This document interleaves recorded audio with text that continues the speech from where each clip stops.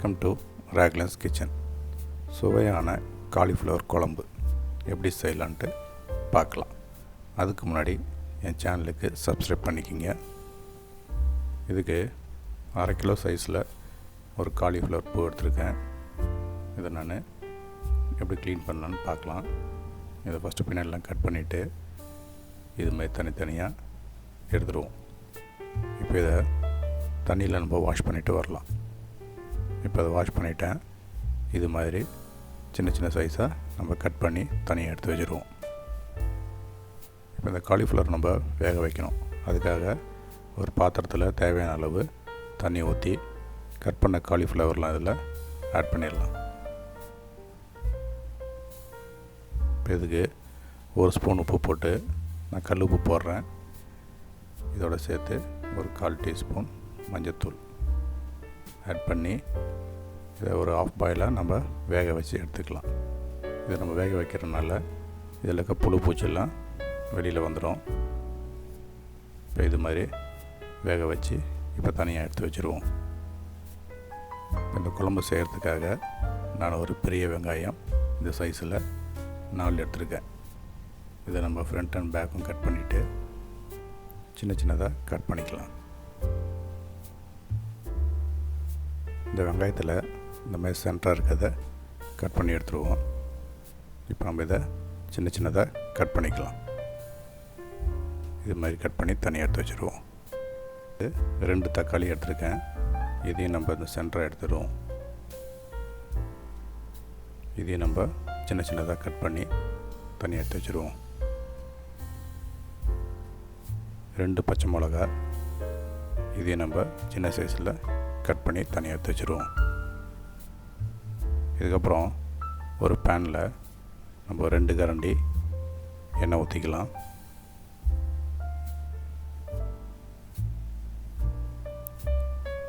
எண்ணெய் நல்லா சூடானதுமே 1/2 டீஸ்பூன் கடுகு, 1/2 டீஸ்பூன் ஜீரகம்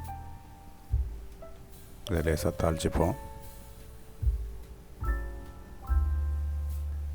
இதோடு சேர்த்து நம்ம 4 வெங்காயம் கட் பண்ணதை இதில் ஆட் பண்ணி இதை லேசாக நம்ம ஃப்ரை பண்ணிக்கலாம்.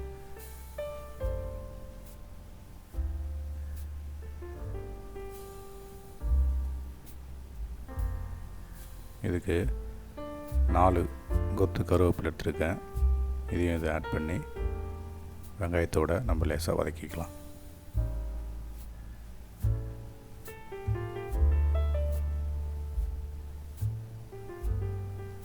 கட் பண்ண 2 பச்சை மிளகா இதையும் ஆட் பண்ணி இது எல்லாத்தையும் இப்போது ஒரு பொன்னிறமாக வெங்காயம் வர மாதிரி நம்ம இதை வதக்கிக்கலாம்.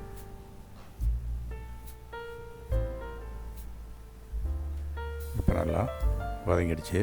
இந்த சமயத்தில் நம்ம 1 ஸ்பூன் இஞ்சி பூண்டு பேஸ்ட் இதை சேர்த்து இதையும் அதை நல்லா பச்சை வாசனை போகிற மாதிரி நம்ம இதை ஃப்ரை பண்ணிப்போம்.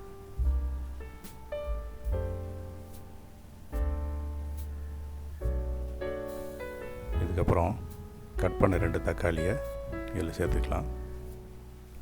இது எல்லாத்தையும் நம்ம நல்லா வதக்கிப்போம்.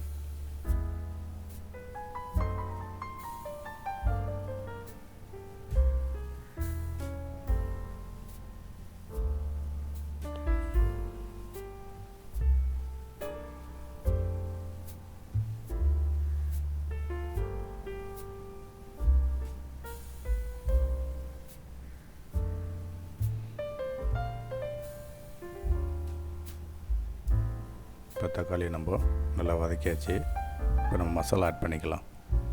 1 ஸ்பூன் மிளகாத்தூள், 2 ஸ்பூன் மல்லித்தூள்,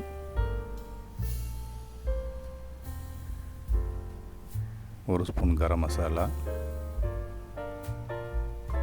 வறுத்து அரைச்ச மல்லியும் மிளகும் 1 ஸ்பூன். இது எல்லாத்தையும் இதோடு நல்லா சேர்த்து வதக்கிக்கலாம்.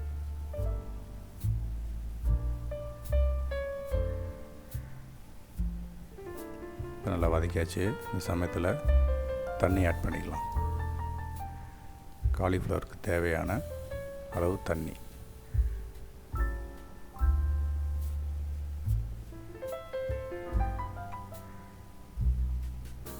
நான் 3 டம்ளர் தண்ணி ஆட் பண்ணியிருக்கேன்.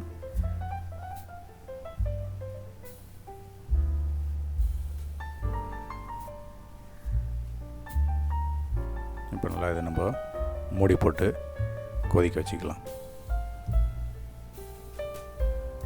நல்லா கொதித்து வந்துடுச்சு. இந்த சமயத்தில் நம்ம வேக வச்ச காலிஃப்ளவர் இதில் ஆட் பண்ணிடலாம்.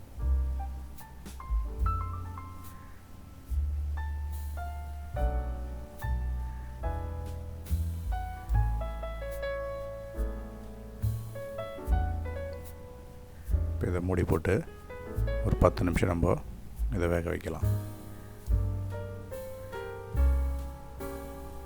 10 நிமிஷம் கழித்து நம்ம இதை ஓப்பன் பண்ணி இதை லேசாக ஒரு பரட்டிப்போம்.